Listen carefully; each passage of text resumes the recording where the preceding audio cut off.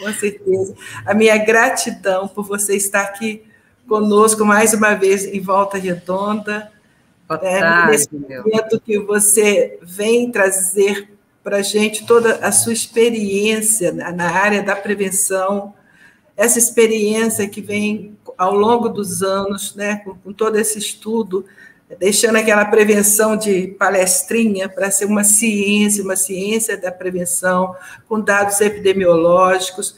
Então, eu queria dizer da nossa imensa gratidão por você hoje, né? Justamente hoje, dia 26 de junho, foi de propósito que a Coordenadoria Municipal de Prevenção de Drogas de Volta Redonda a convidou para passar essa tarde conosco. Muito bem-vinda, professora. Obrigada, Neuza, amiga. Eu gostaria que você se apresentasse, um pouquinho do seu currículo também. Tá bom. Na hora que eu caminhar mais um pouquinho, eu mostro algumas coisas que eu faço, Neuza, não se preocupe com isso. Algumas coisas que é desse tamanho, né?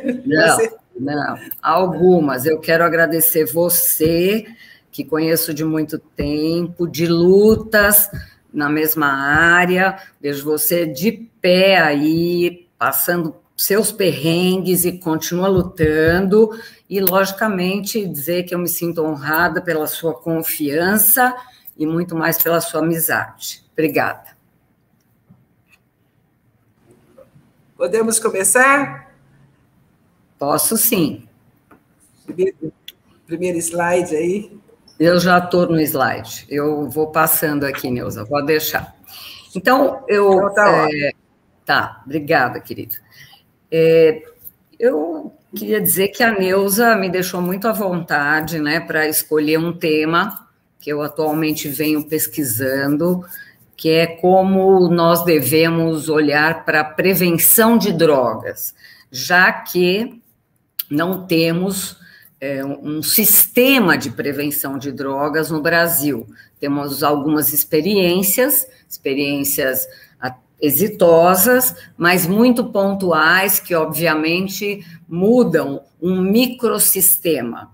E o que nós precisamos mesmo, diante de um fenômeno como o que temos vivido, é um sistema de prevenção que atinja regiões, idealmente o Brasil como um todo.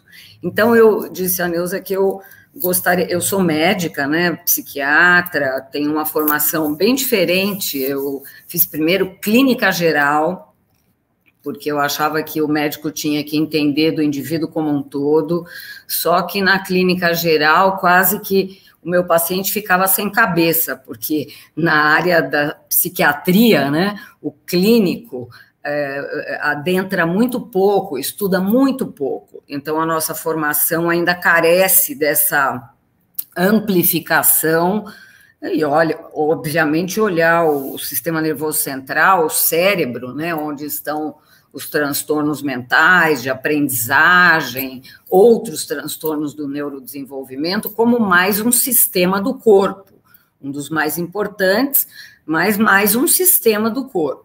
E eu tive que caminhar na minha formação, procurando mais especialização, mais aprofundamento, e aí eu acabei na psiquiatria, acabei na saúde pública, e, por último, eu coordeno um projeto que, no final, eu vou contar para vocês, que me exigiu, na idade que eu estou, quase 70 anos, sentar na cadeira da universidade para fazer outra residência médica dentro da psiquiatria da infância e adolescência. Então, eu acho que o meu percurso fala porque que eu sempre desafiei, continuo desafiando, a prevenção de drogas, porque todo mundo que está nessa área sabe da dificuldade de estabilizar um dependente de drogas, de como é difícil fazer um diagnóstico integral, saber o que veio primeiro, por que ele chegou a desenvolver essa doença adquirida, uma doença do cérebro, que se não tratar é fatal, e que nós temos tão poucos recursos, né? Se eu fosse falar de cuidados, de assistência, eu começaria assim, olha, Faz 20 anos que não tem nada de novo na área da assistência. Ao contrário da prevenção, nós temos desafios originais para avançar, para enfrentar e conseguir. Basta que a gente saiba por onde começar. Então, eu agradeço a Neuza, que deixou com que eu escolhesse essa área que eu considero a mais importante na política de drogas, a prevenção de drogas. Enfim, fiz vários percursos, como eu disse, e eu acho que onde eu mais aprendi sobre drogas, especificamente, foi na Associação Brasileira de Estudos do Álcool e Outras Drogas, a ABEAD, onde eu trabalhei e colaboro até hoje, e isso tem pelo menos uns 35 anos. Então, lá nos primórdios da ABEAD, eu sou membro do Conselho Consultivo, não é à toa, né? Por toda essa militância na associação, assim como a Neuza e outros colegas. A ABEAD é uma associação que debate e traz a informação atualizada. Esse é o papel da ABEAD. Então, ela faz prevenção, ela traz a ciência, ela coloca na mesma mesa opiniões contrárias, ela desenvolve fóruns e por aí vai.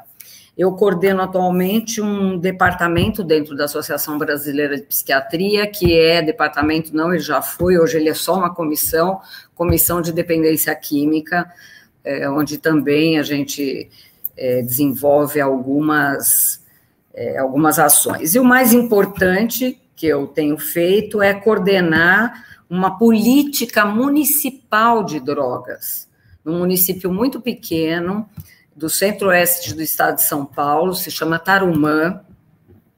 Quando eu cheguei lá em 2007, eram 10 mil habitantes, 11, hoje 14 mil, um município rural, cercado de usinas de álcool, e é uma cidade que foi sorteada, obviamente, e onde eu vou dizer para vocês que estou no final dessa ação de prevenção que eu me desafiei os tarumaenses a fazer.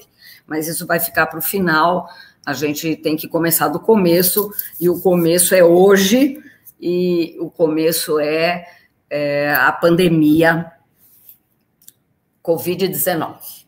Por que eu trouxe esse slide, né, com esses dados, como o primeiro slide da minha fala? Porque, infelizmente, apesar do isolamento e, portanto, sem acesso, sem disponibilidade das drogas, né, as pessoas têm bebido muito mais.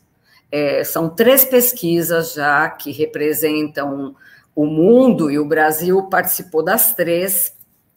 Uma pesquisa feita por um professor que coordena um grupo muito grande na Austrália, numa universidade australiana, que é o Global Drug Survey, uma pesquisa realizada pela Organização Pan-Americana da Saúde, e a outra pela ONU-DC, que é o braço da ONU, que estuda drogas e crime, tráfico, enfim, e todas mostraram que o consumo de drogas e álcool no Brasil aumentou, e, obviamente, todas as consequências.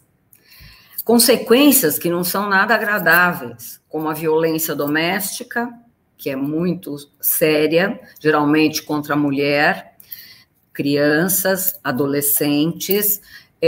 Também uma outra consequência desse aumento do consumo de álcool e drogas, os transtornos mentais, não só para aqueles que já tinham transtornos, mas dando origem a novos problemas, transtorno de estresse pós-trauma e crises de um transtorno mental que estava estável, por exemplo.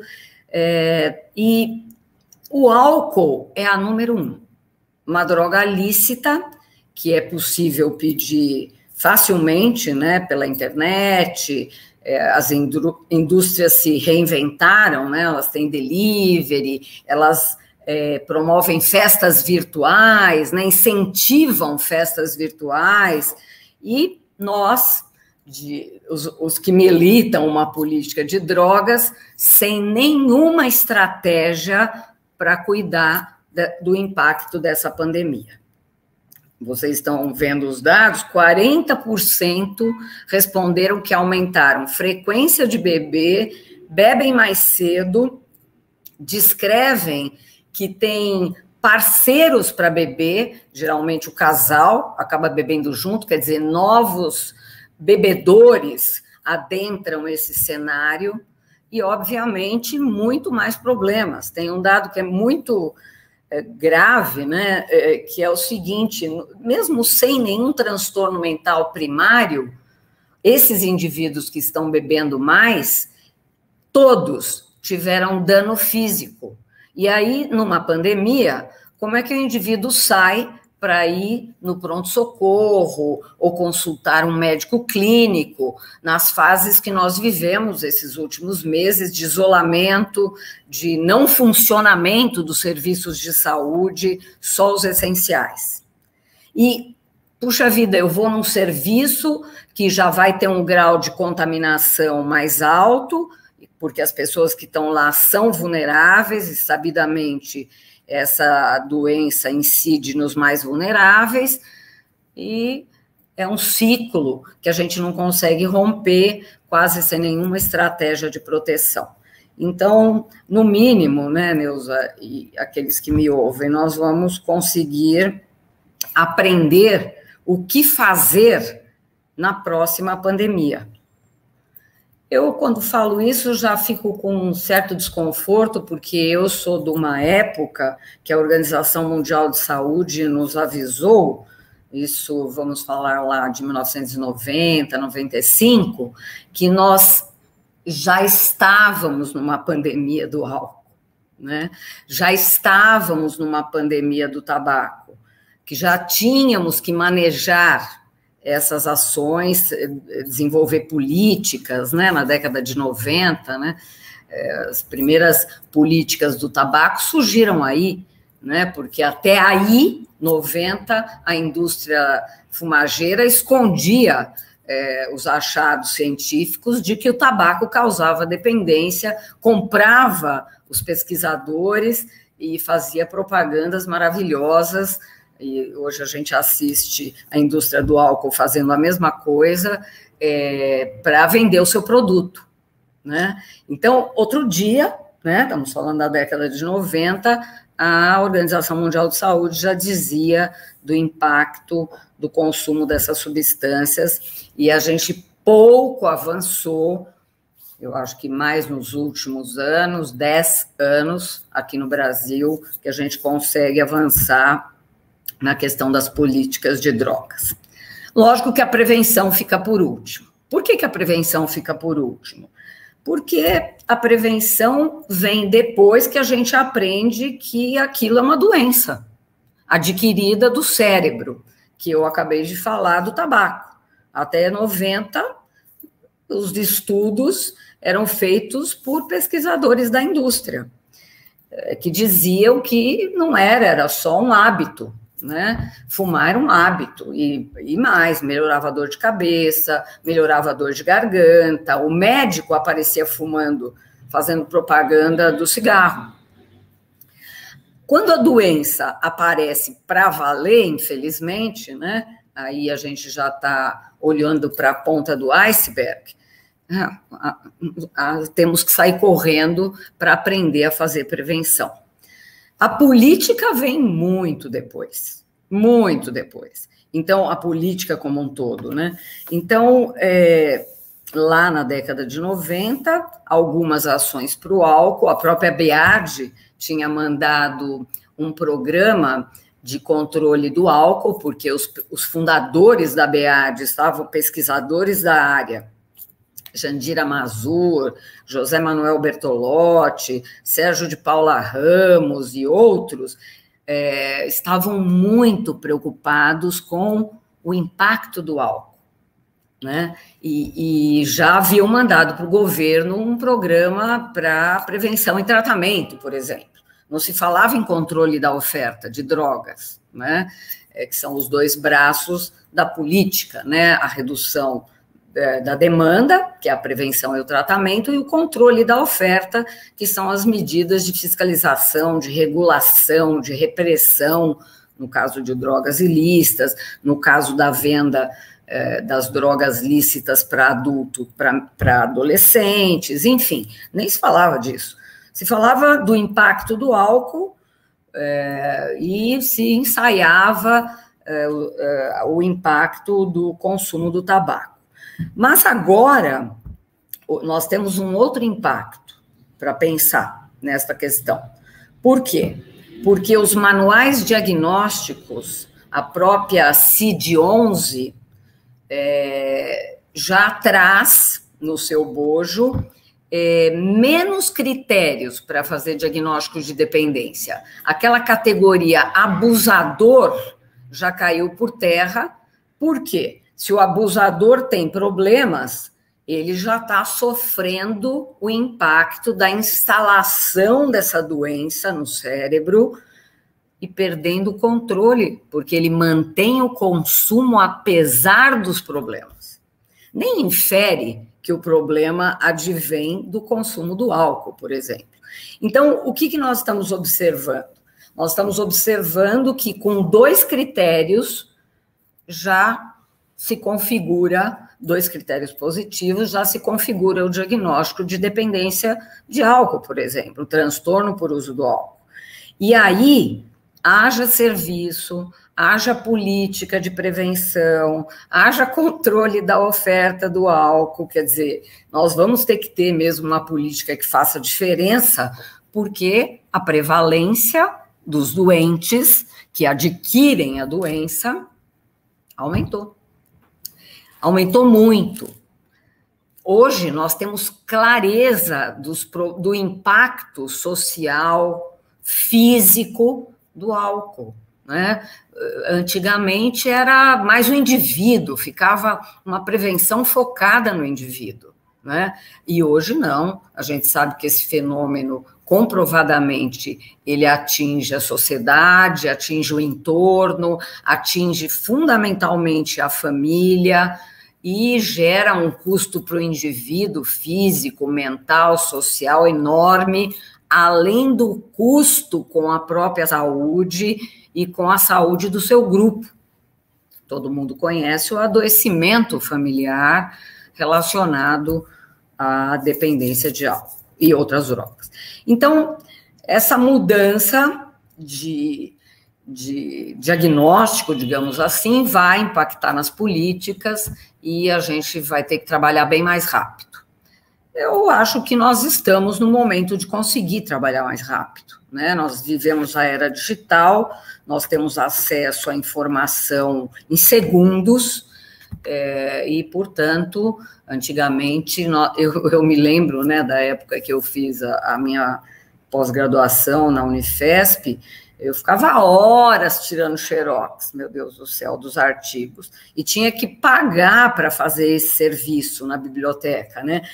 Hoje a gente tem acesso ao estudo mais escondido do planeta e, portanto, não se justifica que a gente não consiga fazer uma boa política, principalmente uma política preventiva, já que é uma doença adquirida, portanto, é possível fazer prevenção, porque mesmo que o indivíduo tenha uma vulnerabilidade, um gene, uma herdabilidade em relação ao álcool, né, que é o que mais nos deve preocupar, o álcool e o tabaco, não necessariamente ele vai desenvolver a doença, porque é uma doença multifatorial, nós vamos ter que juntar todos esses fatores para ele seguir uma carreira de usuário e ter um risco alto e chegar, infelizmente, a adquirir essa doença.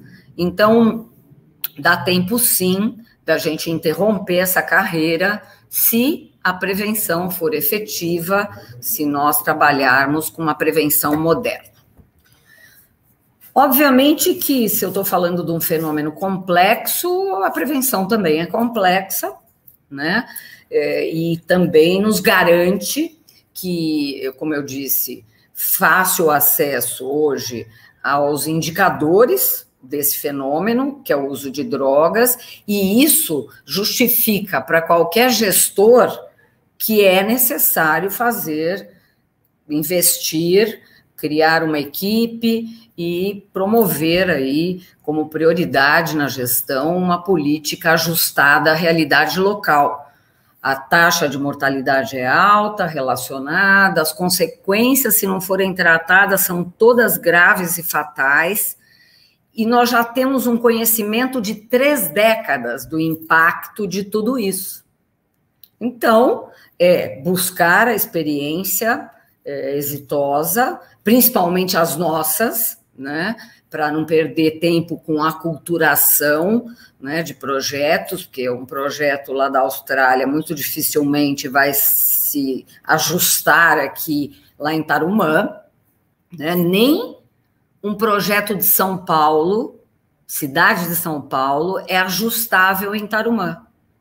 Então, nós vamos depois concluir algumas premissas que eu considero muito relevantes, porque cada município tem as suas características, o seu tamanho, o seu PIB, o seu IDH, e não adianta querer implantar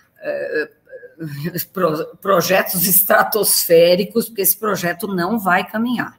Então, aprender essas regras, enfim, né, são premissas filosóficas, éticas, científicas e teóricas da prevenção. A gente consegue trabalhar no município sede, onde a gente vive, e, óbvio, proteger toda a população, principalmente as crianças e os adolescentes, que, do meu ponto de vista, têm direito a não usar drogas. Tem direito a não usar drogas. O adulto, ele pode escolher, a gente tem drogas lícitas para adulto, ele pode ler, ele pode estudar, ele pode perguntar, ele pode se aconselhar. Mas a criança e o adolescente demoram muito para ter acesso a tudo isso. E se o papai e a mamãe, que são os melhores agentes de prevenção, não militarem nessa área, eles vão cair nessa armadilha das drogas, porque as indústrias das drogas lícitas para adultos ou ilícitas, elas são amigas. Elas aprendem as técnicas de vender o produto como se fosse um produto qualquer e vão pegar aqueles que não têm o poder de criticar a realidade, um cérebro ainda em formação, que são as nossas crianças e os nossos adolescentes. Bom, eu acho que o primeiro item que faz com que a gente comece a pensar numa política de prevenção é ajustar os conceitos. Antigamente, né, eu posso falar muito bem disso, o cigarro não causava dependência na minha época, né, quando eu estava estudando medicina, né, aliás, já tinha até me formado, né,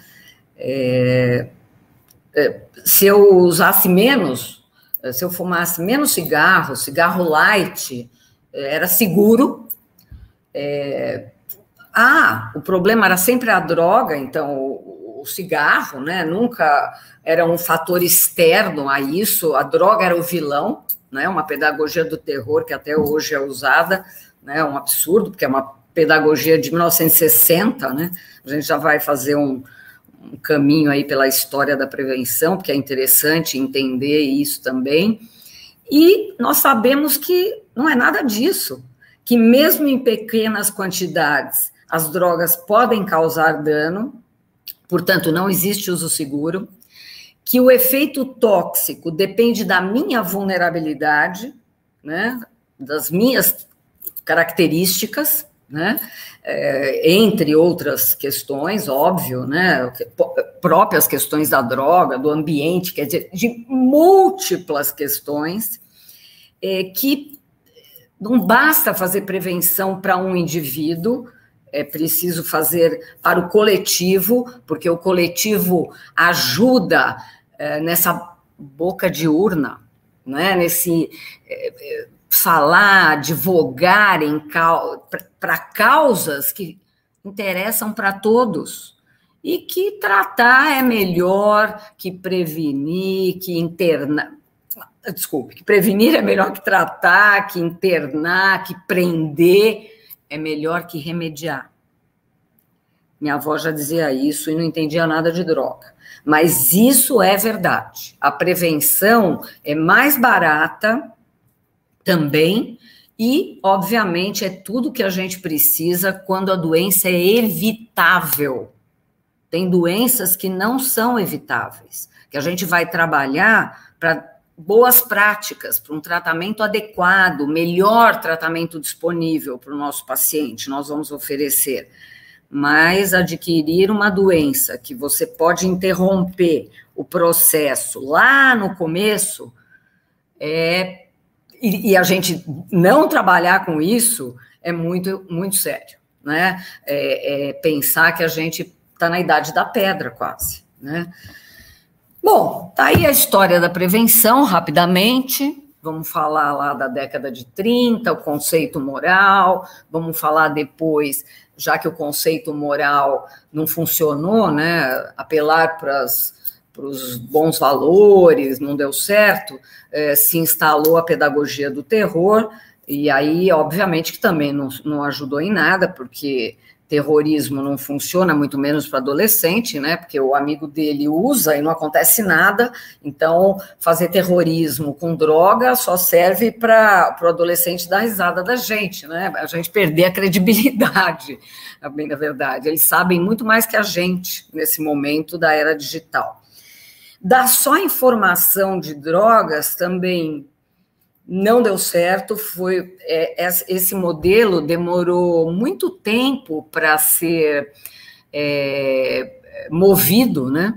Ele começou na década de 70, quando a primeira referência científica sobre a síndrome de dependência de álcool foi formulada e oficializada pela Organização Mundial de Saúde, só de álcool, né? O álcool é o carro-chefe, e a informação, além das palestras, né, como era oferecida, né, a informação, ela se desdobrou um pouquinho mais para frente para o modelo do currículo. Então, não se dava tanta palestra, mas se colocava informações contextualizadas na matéria, nos anos da adolescência. Então, a partir dos 11 anos e 11 meses, 12, as crianças começavam a ter aula de ciências sobre drogas ou de algum outro professor que se habilitasse em desenvolvê-las, né?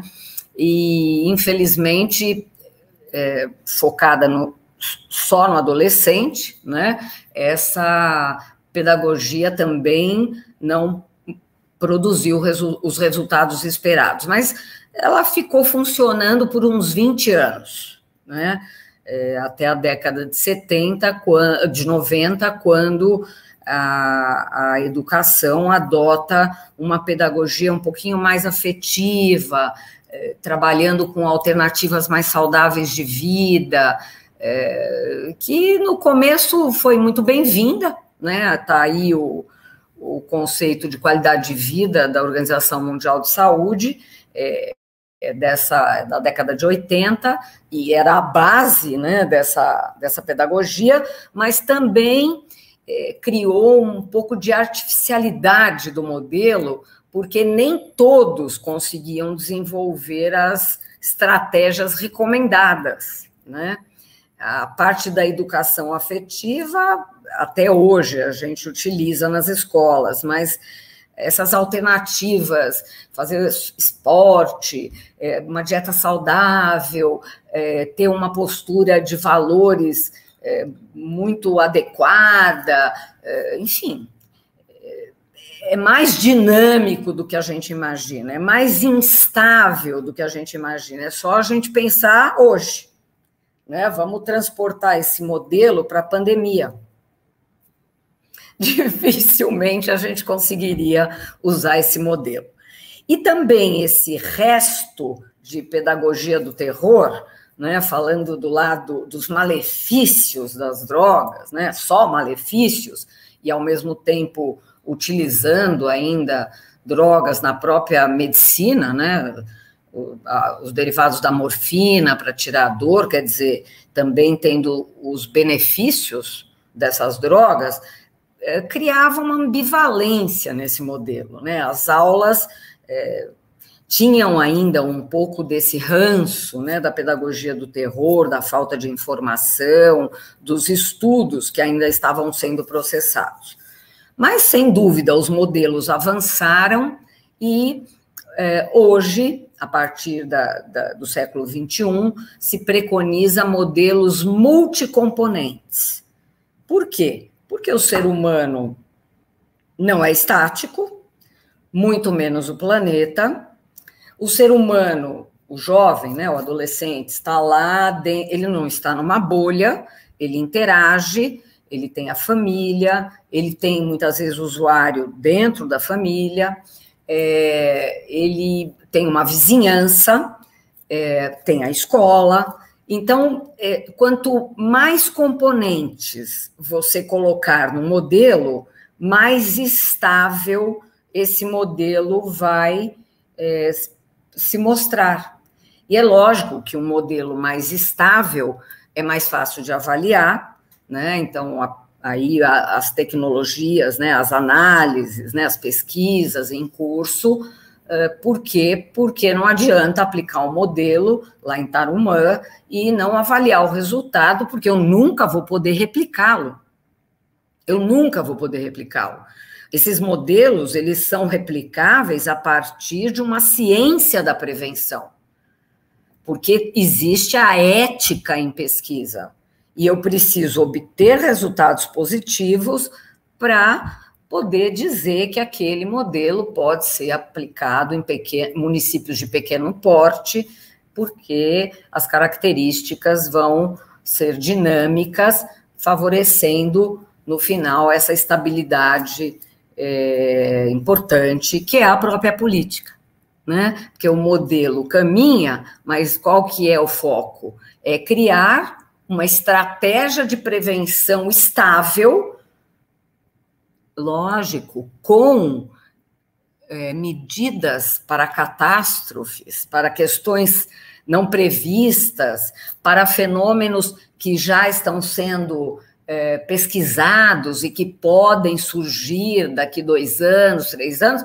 para que a gente possa ter a proteção que essa política tem que conferir para a humanidade.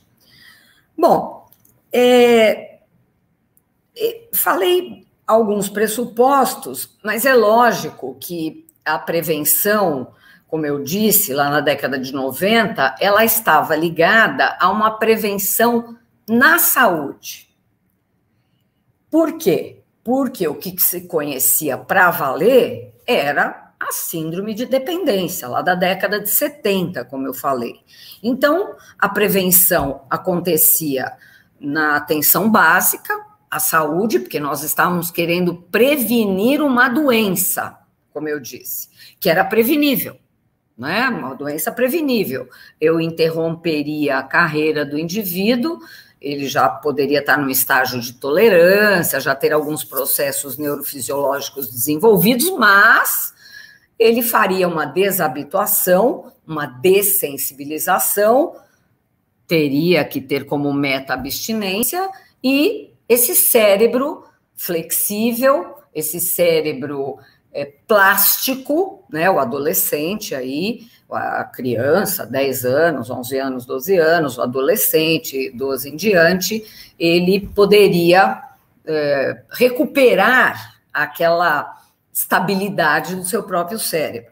Então, ações eram feitas não só para evitar, na prevenção primária, aqueles que não tinham começado, mas na prevenção secundária era considerada aqueles que já tinham começado a utilizar e que você precisaria desabituar, não deixar que aquilo caminhasse como uma carreira. Por quê? Porque senão só a prevenção terciária daria conta desse indivíduo, tudo isso dentro da saúde, e aí a gente já está falando de tratamento. Prevenção primária, evitar o uso. Prevenção secundária, o uso já existia e a gente precisaria diminuir e cessar com recursos específicos. E prevenção terciária, ações de tratamento. O indivíduo já tinha a síndrome de dependência instalada. É lógico que uma prevenção voltada só para a doença não ia dar conta desse fenômeno. Por quê? Porque esse fenômeno não é só o uso da droga que está em jogo, né? É lógico que o indivíduo precisa usar a droga para chegar, ter a chance, o risco de ter essa doença, mas outros tantos fatores ainda não conhecidos estavam em jogo no desenvolvimento de uma dependência que nessa fase ainda não eram muito bem conhecidos. E quem que traz essa luzinha no fim do túnel? Uma discussão muito mais centrada no conceito da síndrome de dependência, nos diversos modelos de intervenção aplicados naquela época, final do século XX, começo do século XXI, né, os tratamentos, né, a mudança do próprio conceito, né, aquele conceito que vinha lá de trás e trazia ranço também, um conceito de uma doença inata, o indivíduo já nascia com uma doença, porque a prevenção ficou meio calcada em cima de uma doença, do modelo de doença, apesar da síndrome.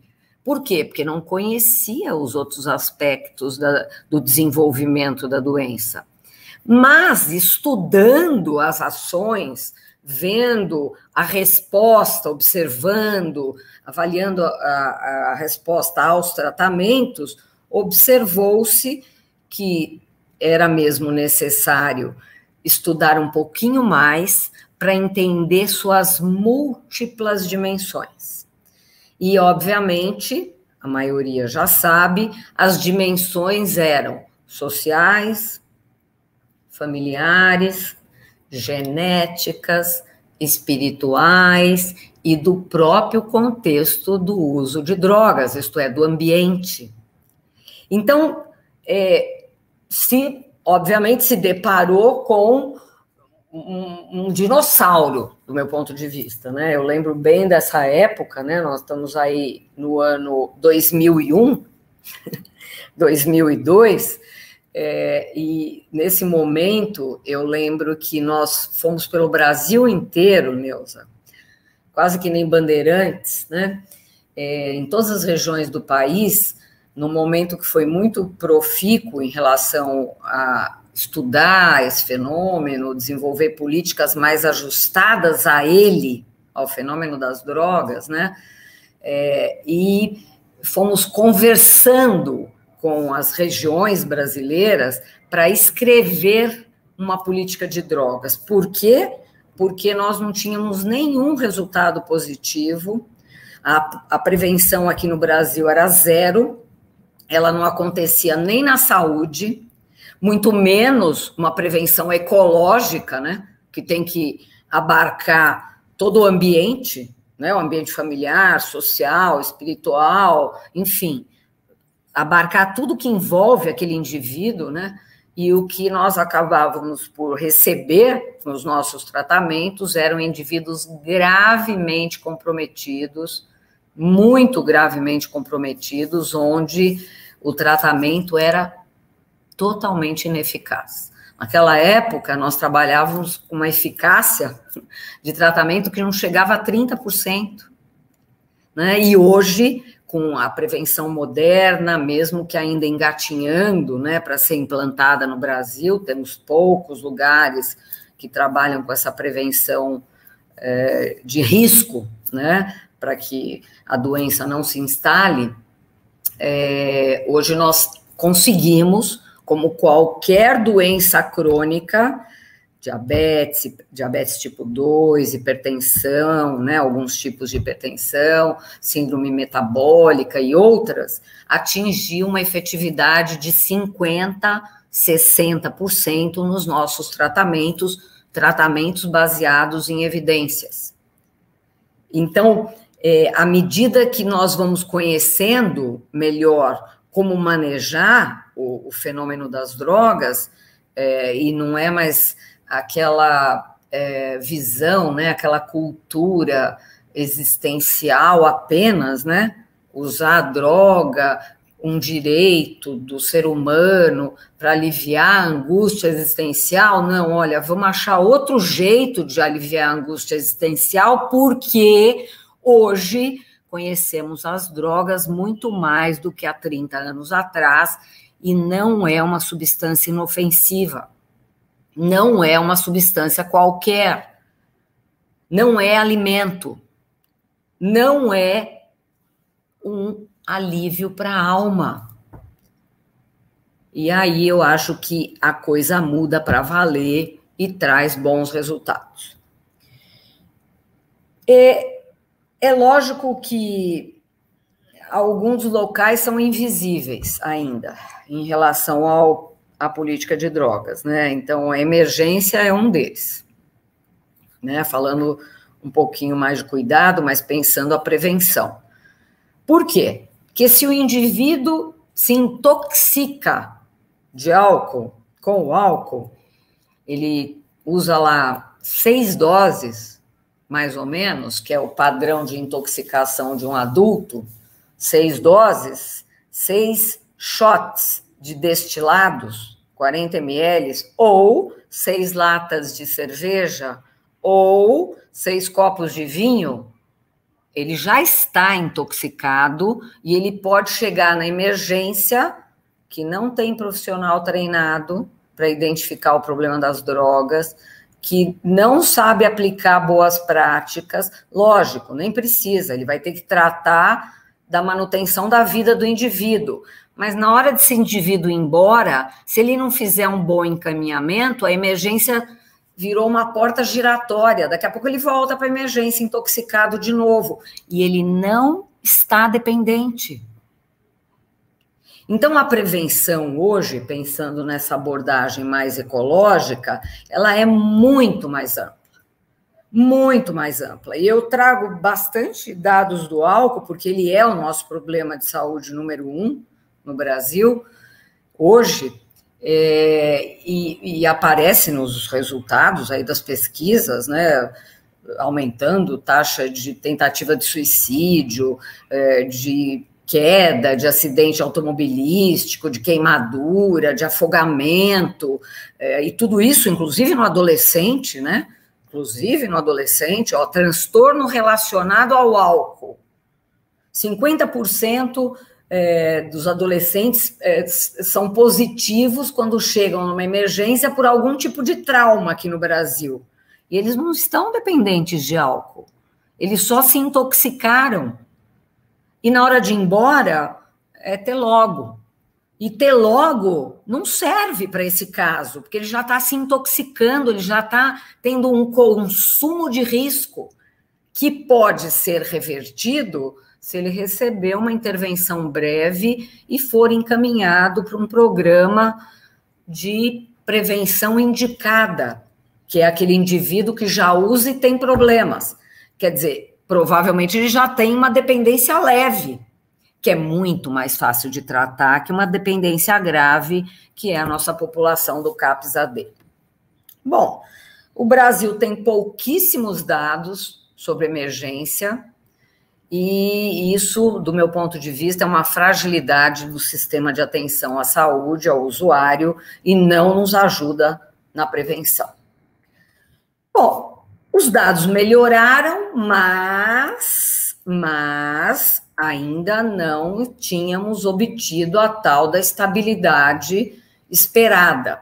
A Organização Mundial de Saúde, ela tem uma classificação do que ela espera para um uma população, né, para homens, para mulheres, em relação à faixa etária e as diferentes substâncias.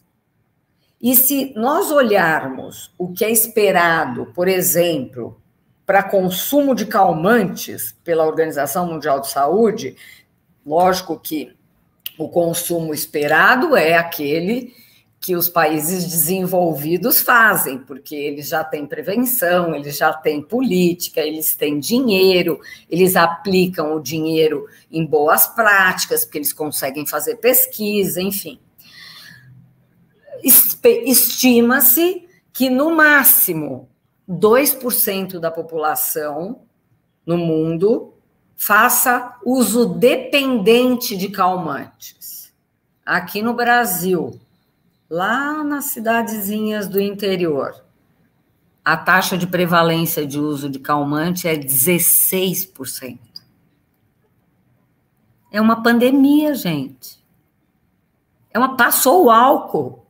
Dependência de sedativo passou dependência de álcool em termos de prevalência populacional no Brasil. Qual é a medida que é feita para a dependência de sedativos? Eu não conheço. Eu que trabalho com prevenção não conheço. E outra questão, é uma droga lícita, cujo prescritor é médico. Eu não estou falando de traficante. Eu estou falando de prevenção. Eu estou falando de falta de informação. Eu estou falando de capacitação. Eu estou falando de ajuste no diagnóstico. Eu estou falando de tudo isso que eu falei até agora e que faz com que haja, inclusive, diferença nessas premissas, drogas lícitas e ilícitas, o que é um absurdo. Premissa é premissa. A gente teria que ter capacitação anual de prescritores de drogas que não tem nada a ver com aspirina. São drogas que têm um tropismo pelo sistema nervoso central e causam doença se não forem acompanhadas. E isso é prevenção, né? Prescritor de estimulantes, né? Prescritor de Ritalina, de Venvance, né? A moda agora é a droga da inteligência. Meu Deus, que droga da inteligência? É a droga que vai fazer com que você fique dependente do primo da cocaína, e muito mais forte que a cocaína. Então, por favor, prevenção é uma coisa que não pode faltar e deveria ser prioridade de todos os governos. Bom, falar de prevenção na escola, eu vou passar por cima, porque pandemia e prevenção na escola não serve para nada, né? Não vai dar para fazer prevenção online, né? Por enquanto, porque a gente não está conseguindo nem dar matéria online, as crianças não estão adaptadas a esse recurso, os professores estão sofrendo, se esforçando, mas carece ainda de uma metodologia ajustada a esse momento, e imagina a prevenção, né? Dá mais serviço para um professor que está tendo que se ajustar a uma prática que ele exerceu 30 anos também. Então, prevenção na escola. Prevenção na escola é focada nos adolescentes. Infelizmente, essa prevenção, como eu falei, durou uns 20 anos e trouxe alguns resultados positivos, mas não bastou. Hoje, né, já existe toda uma ciência, como eu falei, da prevenção, e nós temos muito claro quais foram os ingredientes mais importantes que não puderam ser aprofundados na prevenção só focada na escola e no adolescente, para não fazer, para não repetir, né? A história das palestras, a história só do conteúdo adaptado lá na aula de ciências, ou no professor de educação física, e programas muito superficiais para a família. Prevenção na escola sem família não funciona. prevenção na escola, sem família e sem olhar o entorno da escola, não funciona.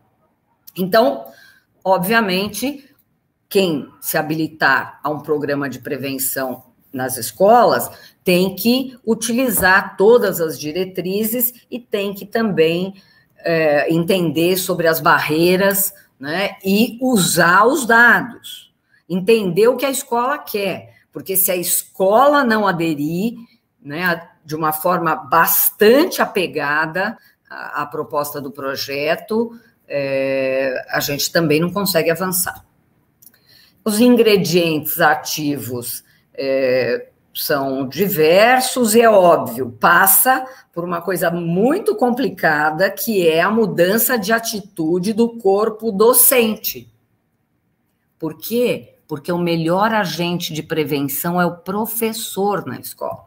Quando você vai fazer prevenção na escola, não adianta levar palestrante. Tem que... O professor que é honrado, que é a pessoa mais privilegiada ali, que a criança tem empatia, que a criança escuta, que a criança respeita. Respeita. Tem escolas hoje que as crianças não mais respeitam, né? Então, antes da prevenção de drogas, vai ter que se voltar para valores humanos, né? Então, cada caso é um caso, mas lembrem-se, o modelo é multicomponentes. E todo modelo que é multicomponentes é muito difícil de aplicar.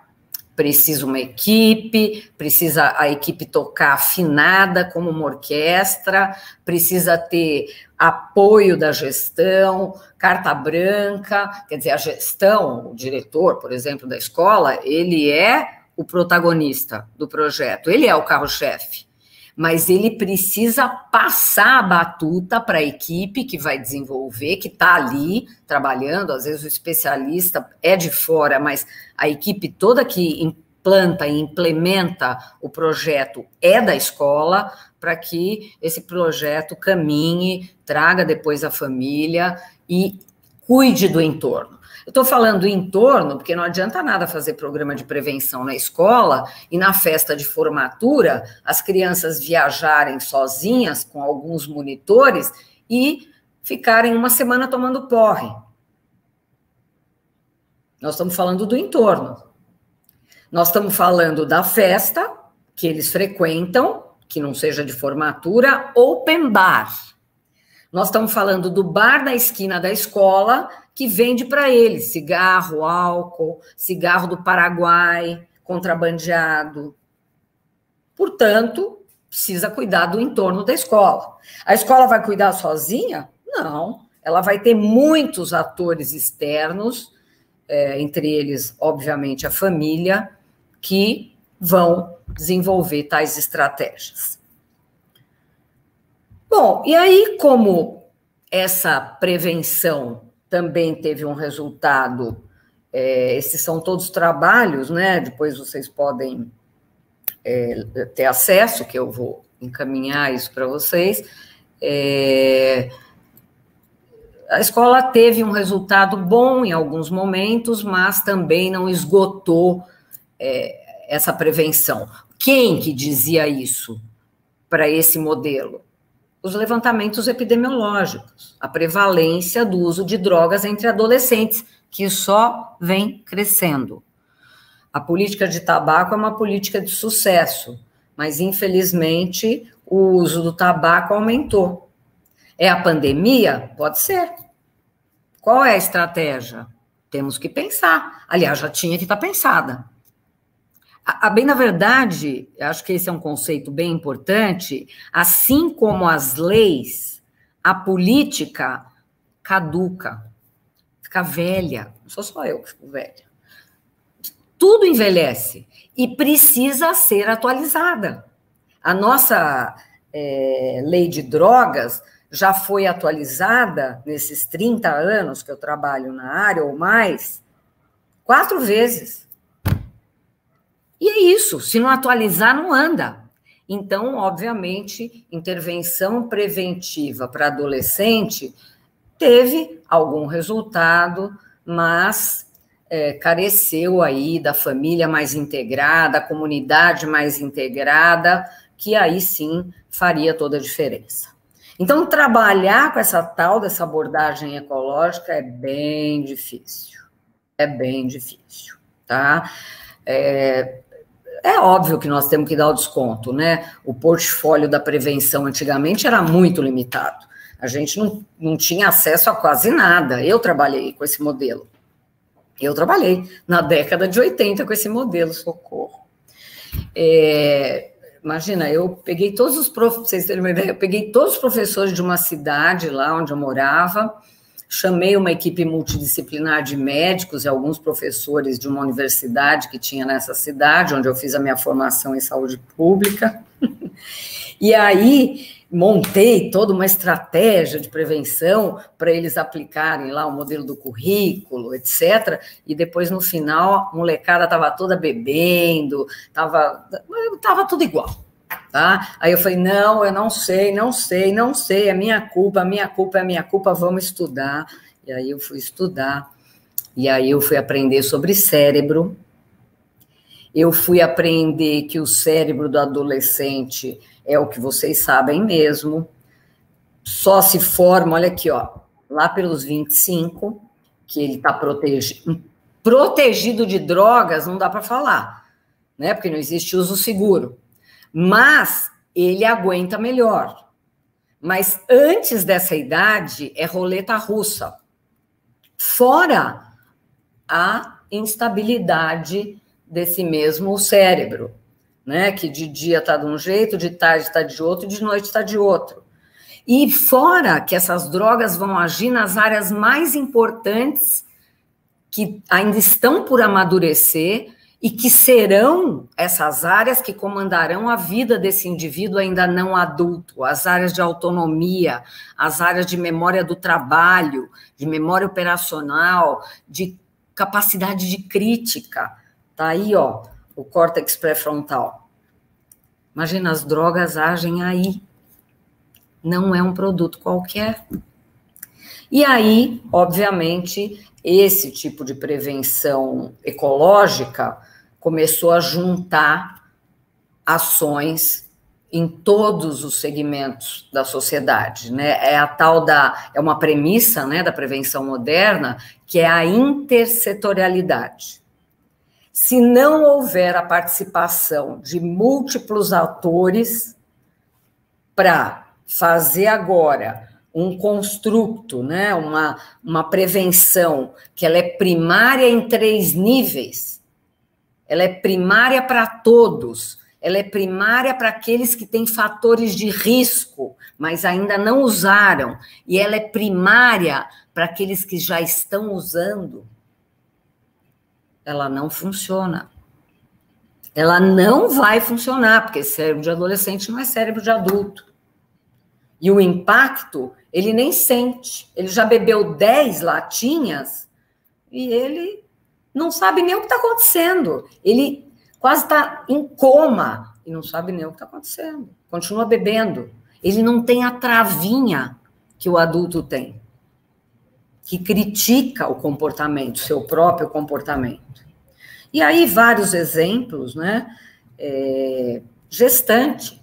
Gestante pode beber? Nada. Na minha época podia. Nada. 0 álcool. Porque mesmo pequenas quantidades de álcool ao longo da gestação podem dar alterações do neurodesenvolvimento. O indivíduo não nasce com a síndrome alcoólica fetal, mas ele nasce com dificuldades acadêmicas. Porque o álcool ele atravessa a placenta, a alcoolemia do feto ou do embrião, muito antes, né? Porque é muito mais grave no primeiro trimestre, é igual da mãe, ele está tomando a mesma quantidade de álcool que a mãe, passa reto na placenta e vai direto para o cérebro do feto, do embrião, e vai alterar a migração dos neurônios. E a criança não nasce com retardo mental, nasce com dislexia, nasce autista, sei lá. Então, zero de álcool na gestação. É como o tabaco, né? A gente aprendeu primeiro do tabaco e depois do álcool, porque a indústria nos causou um malefício, mas também fez um favor, porque a humanidade inteira tem raiva da indústria do tabaco, porque ela escondeu a verdade da humanidade, né? A do álcool nem pegou essa carona, né?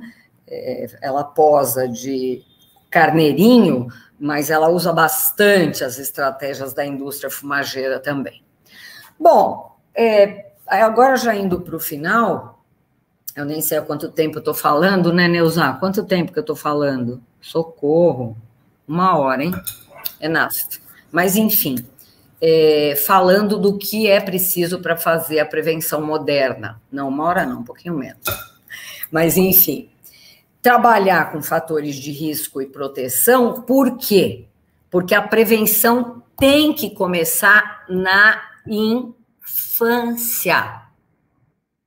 Infância, antes da experimentação, antes da adolescência. Aqui tem um monte de exemplo de projetos que testaram esse modelo.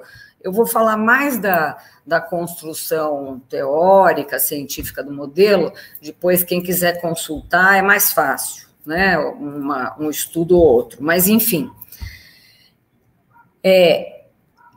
No pré-natal que começa a prevenção, baseada em fatores de proteção e risco. Porque é óbvio, na adolescência, isso já foi. Tudo que a criança tinha de vulnerabilidade, ninguém viu. E a droga entra justamente nessa vulnerabilidade da criança, que virou adolescente, porque está num momento especial não de vulnerabilidade, mas de dilemas, né? De uma alteração neurofisiológica, hormonal, social, com medo, com coragem demais, kamikaze, apaixonada demais, tímida demais, de manhã, de tarde, de noite, 3 humores. Isso é normal e maravilhoso se esse adolescente estiver protegido desde a infância. Então, a recomendação hoje é aplicar todos esses princípios que eu fui acrescentando na fala na infância. Na infância.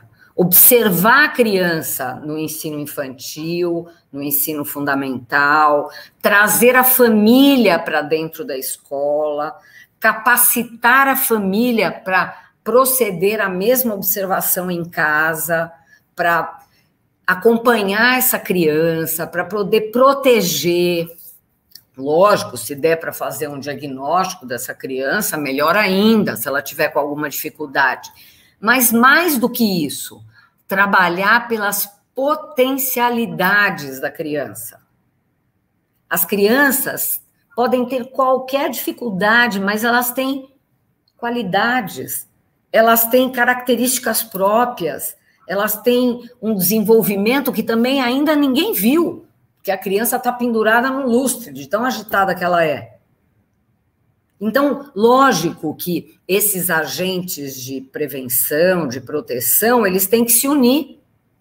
Professor, família, comunidade, os outros setores, segmentos sociais. Tem crianças que estão em tão grave, alta vulnerabilidade que o Conselho Tutelar acompanha essa criança.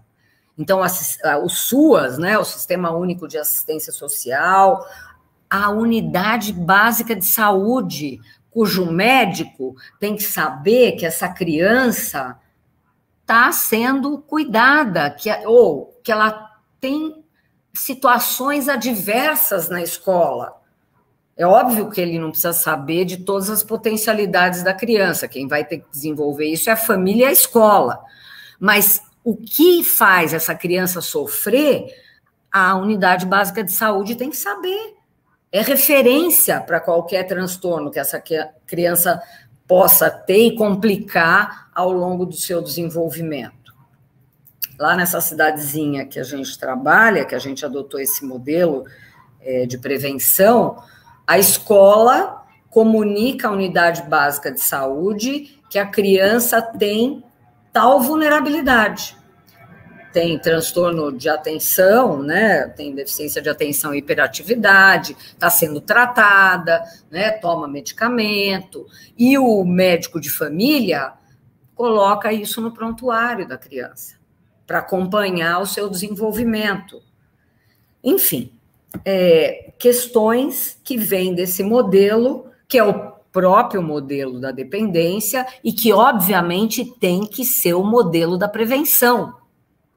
Como é que eu posso adotar um modelo de prevenção ou um modelo de tratamento diferente do modelo do fenômeno? Dependência de drogas ou uso de risco.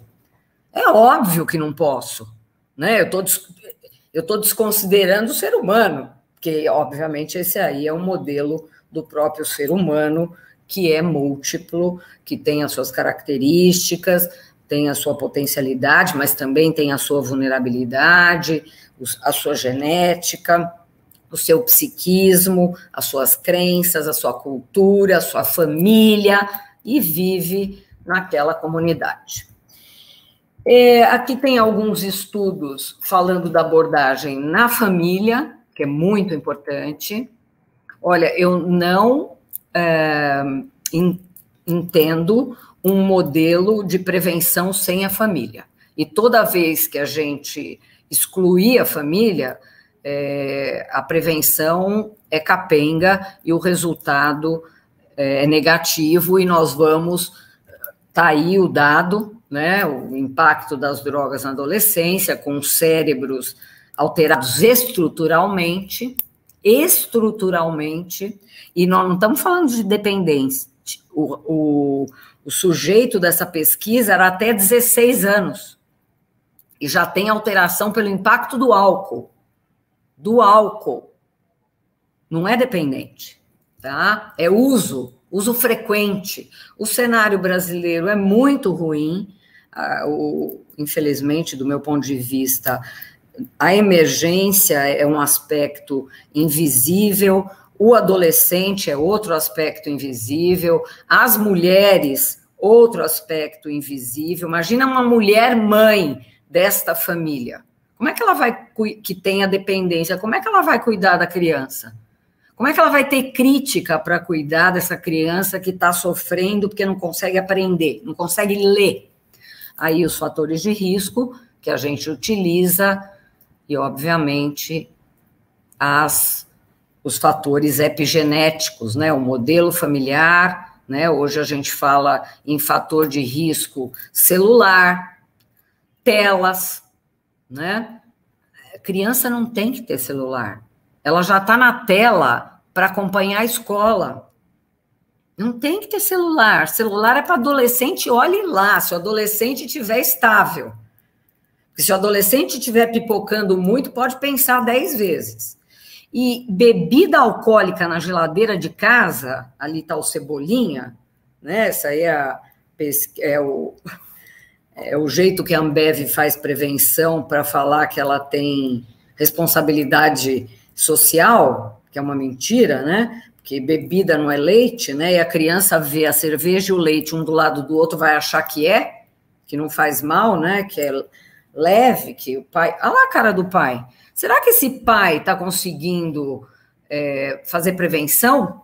Será que o Cebolinha vai ficar só olhando para a cerveja ou vai tentar pegar, já que ele é criança? Que é o que faz experimentar na infância é a curiosidade, o que faz experimentar na adolescência é a pressão de grupo.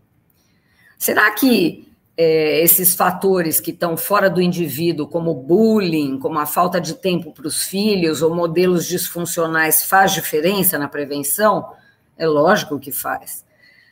Óbvio que faz. Violência doméstica, óbvio que faz. E, como eu falei, exposição durante a gestação, entre outros fatores. Dieta saudável. Olha aqui a criança mamando no McDonald's. Será que, se ela tiver obesidade, ela vai sofrer bullying ou não na nossa sociedade? O que vocês acham? Nós já vencemos essa etapa? Não.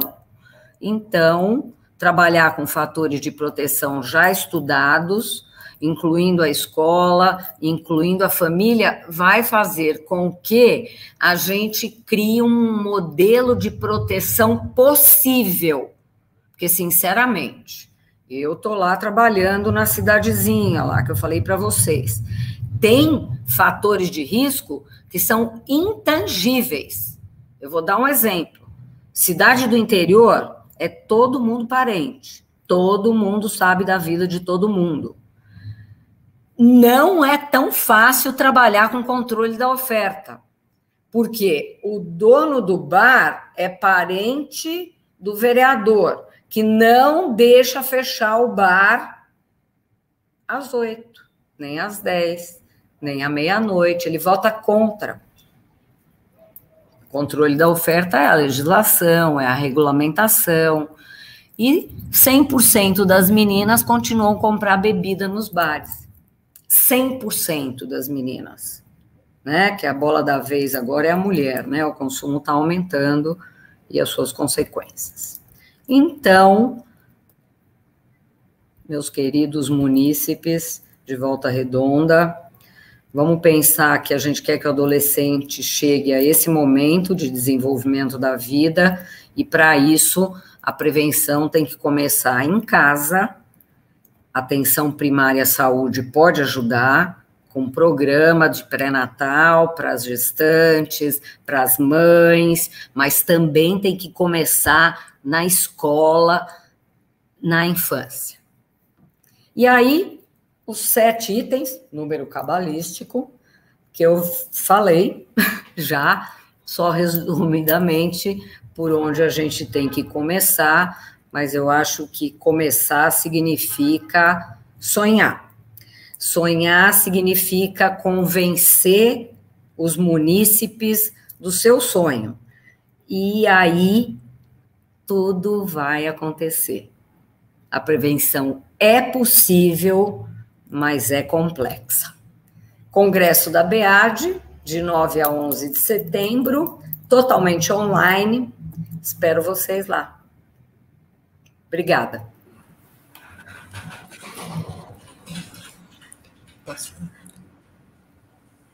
Obrigada. A gratidão é nossa, professora. Mais uma vez, como nosso prefeito aqui de Volta Redonda gosta muito de falar, você arrebentou. E eu quero também aproveitar esse momento para agradecer todo o apoio que a prefeitura daqui de Volta Redonda, o prefeito Neto, nos dá.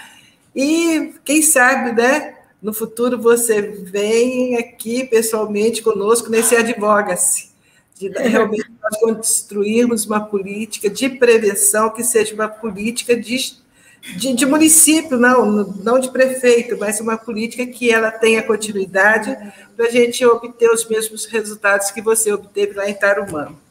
Porque, infelizmente, tem até uma pergunta sobre isso aqui, sendo essa política, uma política de prevenção, né, com todo esse critério, por que as pessoas ainda insistem em fazer só palestrinhas em escolas? É a primeira pergunta. Tá. Bom, eu vou agradecer o prefeito, agradecer você, Neuza, batalhadora como eu. Bem, na verdade, eu acho que é conhecer as outras experiências, porque com elas vem o conhecimento científico, né? Porque quando você cria uma política, você está falando na sociedade, e se você linka isso com uma pesquisa, né, você tem um código de ética de pesquisa em seres humanos, né? E que tem que carregar o conhecimento junto. Você não pode aplicar qualquer coisa. Senão, sei lá, eu podia falar, então, eu vou tirar da cartola aqui um coelho e vou levar lá para Tarumã e a gente vai fazer qualquer estratégia lá que pode funcionar. Não, não pode. Eu passei 1 ano fazendo advocacy, que nem a Neuza falou, tentando levar os dados para o prefeito, para os seus secretários, né, porque é intersetorial a política, para convencê-los de que ele ia economizar, que a sociedade ia ficar mais segura, que ele, além de economizar, ele ia proteger os munícipes mais jovens e, portanto, ia ter um futuro melhor para a cidade, eles iam estar mais íntegros, que é direito da criança e do adolescente viver longe das drogas, que eles têm muita coisa boa para fazer com a vida deles, que os pais não sabem tudo, que eles precisam de ajuda, né? O pai perdeu a noção de... É tanta coisa para o pai cuidar que ele não desaprendeu a dar limite, ele acha que se o adolescente experimentar dentro de casa é melhor do que experimentar na rua, mas... Cérebro de adolescente não aguenta droga. Não tem que experimentar nada. Por isso que existe uma lei. Então, por exemplo, a atualização da lei do município de vocês faria diferença para começar a fazer esse advocacy. Então, para essa munícipe que perguntou, as pessoas não sabem todas as coisas que estão acontecendo, né? E, olha, eu vou dizer sinceramente, está muito difícil viver. A gente está correndo muito, né, Neuza? Às vezes não dá nem para comer direito. Né? É verdade. Então, às vezes, o que a Neuza falou, você ter alguém que já trabalhou com isso ou que trabalha e vai trocar essa experiência, né, é muito rico. Os municípios tinham que se unir, eles têm até uma federação dos municípios, né? Eu mesma já eu fiz uma fala com eles há muito tempo atrás, logo que eles fundaram, fui lá para Brasília, tinha 5.000 pessoas naquele auditório. A hora que eu cheguei lá, eu fiquei congelada. Eu falei, gente, eu vou falar o que aqui? Né? Então, puxa, essa federação pode fazer tudo, né? Pode agrupar os municípios por porte e criar modelos, né, de política de drogas, né? Enfim, aqui já viajei.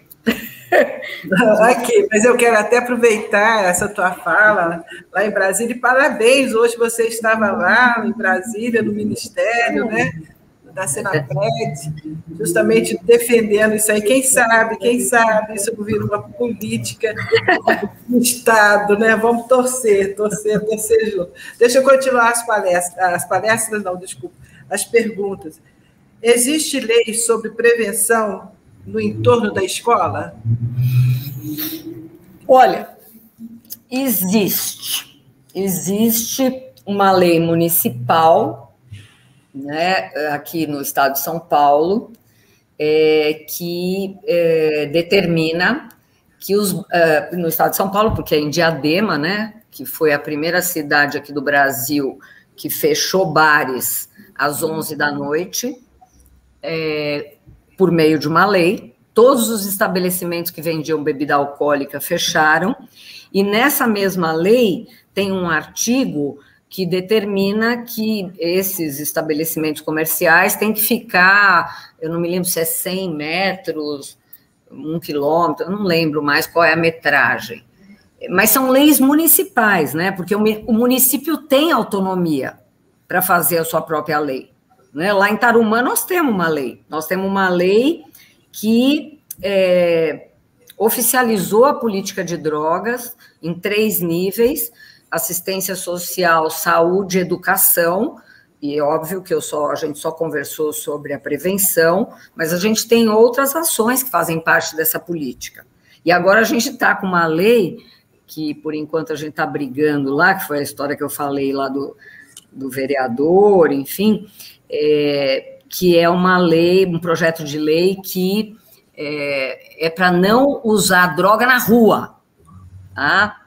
Então, não pode fumar na rua, não pode usar narguilé na rua, porque a criançada está fumando no narguilé, né, que é aquele aparelho onde você coloca tabaco, os jovens colocam maconha, enfim, e vaporiza, né, um vaporizador, né, lá do Oriente, né,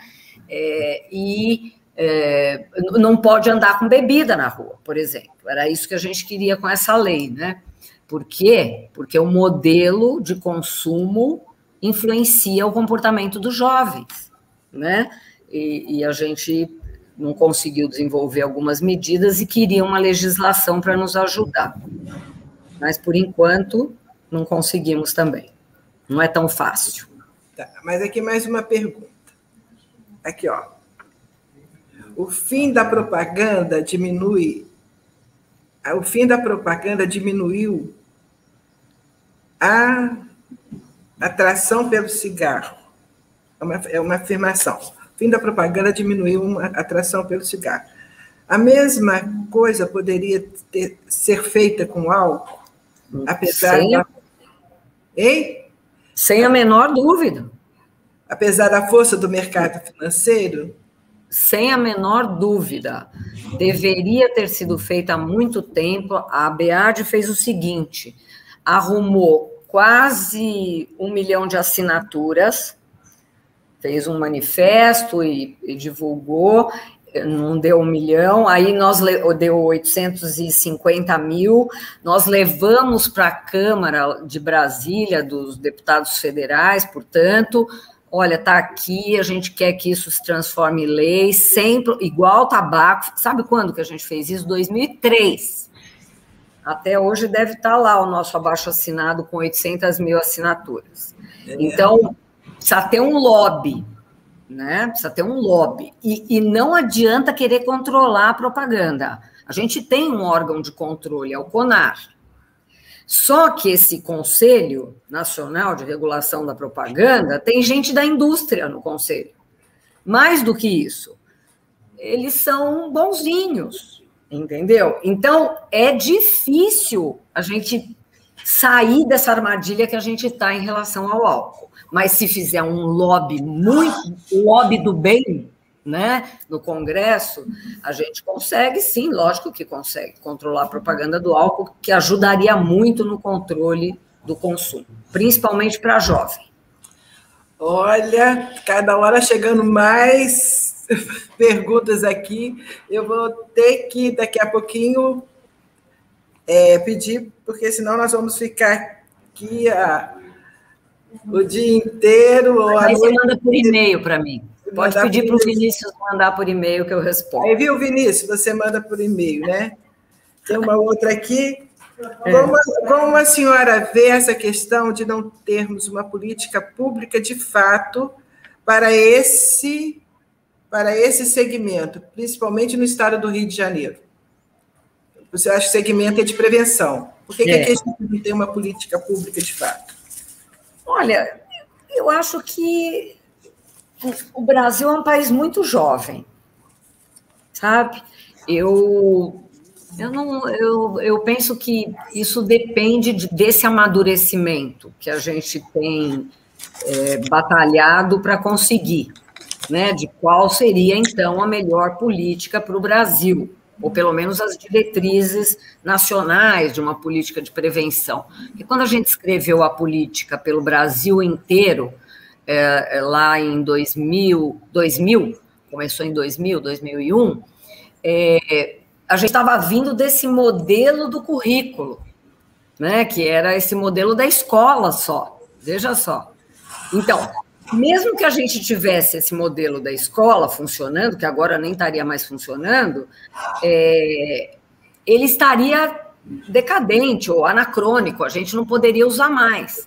Então, como é muito dinâmico e o país é muito jovem, e eu sempre estimulo que a gente pense as nossas políticas, e não é esse o exercício aí que tem sido feito, né? Geralmente a gente vai lá e traz a política da Islândia, ou então a política da Austrália. A última política que a gente importou de prevenção aumentou o consumo. Entendeu?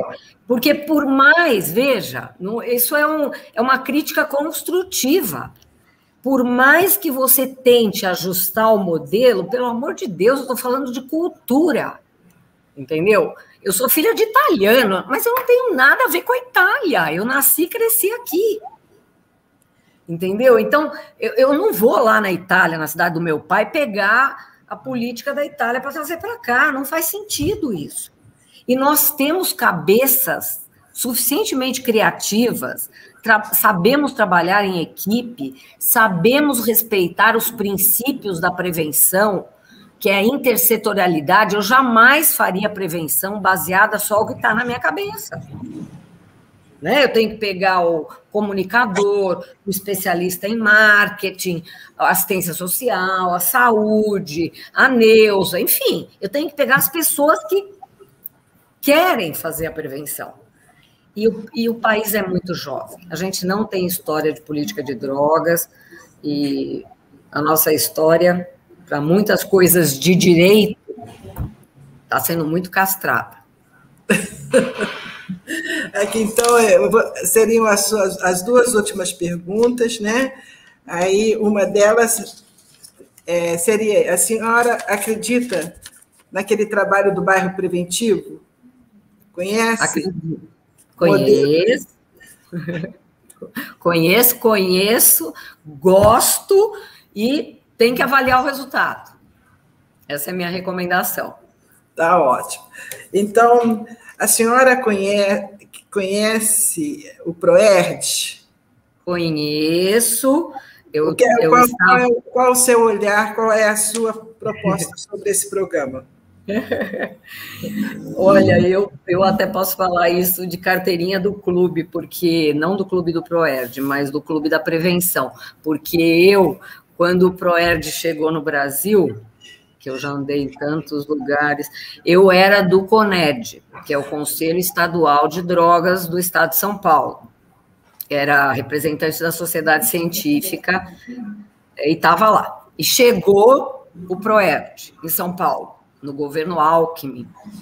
E quando chegou, nós do Conselho chamamos os capitães, os majores, enfim, toda a cúpula lá da Polícia Militar para conversar sobre o PROERD, que eles estavam também vindo apresentar para o governador. Por quê?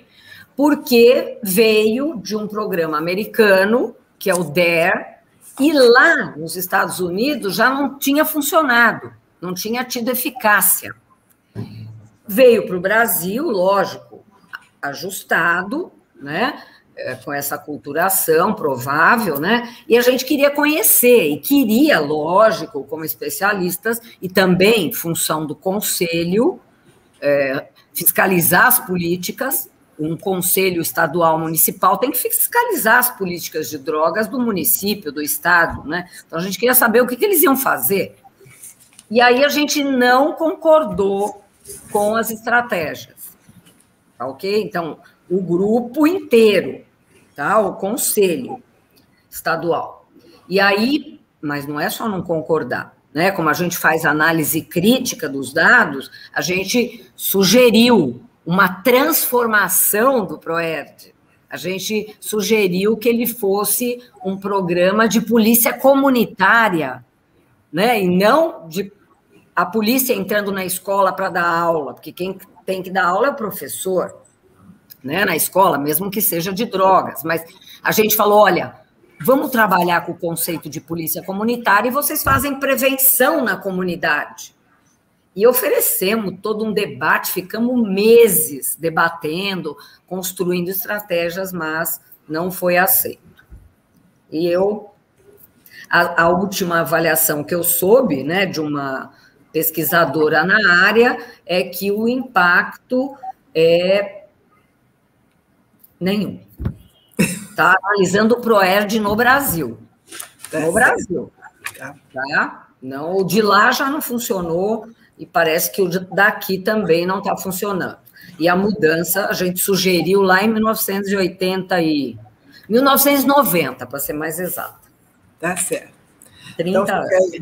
Então, eu queria, antes de encerrarmos, né, dizer que algumas estavam aqui presentes conosco, a Associação de Moradores, o Conselho Municipal Antidrogas, a Pastoral da Sobriedade, o Sargento do PROERD, a Secretaria de Ação Comunitária, representante do CRAS, do IDEAS, o CAPS-AD. Então, eu queria agradecer a todos esses representantes que estavam aqui conosco, que eles possam ser os nossos multiplicadores, não é verdade? Então, que leve esse conhecimento dessa tarde, né? Que realmente foi uma tarde de grande aprendizagem, que eles levem para lá e que eles sejam multiplicadores para que a gente consiga fazer essa prevenção que a gente tanto sonha. Queria apresentar esse livro também. O livro é da nossa querida professora Ana Cecília, olha, se alguém se interessar, faça contato aqui conosco na coordenadoria, eu tenho o telefone dela, eu ligo para ela encaminha para ela que está fazendo esse merchandising. Não, é o mínimo que eu posso fazer por tanta gratidão, por todo esse carinho que você tem aqui na nossa cidade, né? E mais uma vez agradecer o nosso prefeito Neto por todo o apoio que ele nos dá, agradecer a BEAD, né, pelo apoio também, que esses profissionais todos que têm vindo aqui falar conosco, fazem parte dessa nossa rede, que eu também faço parte dessa rede, graças a Deus, né, e convidar, então, para o nosso congresso internacional, que vai ser em setembro. Isso, de 9 a 11. De 9 a 11 de setembro. Vai ser pela primeira vez, né, Ana Cecília? Pela primeira vez.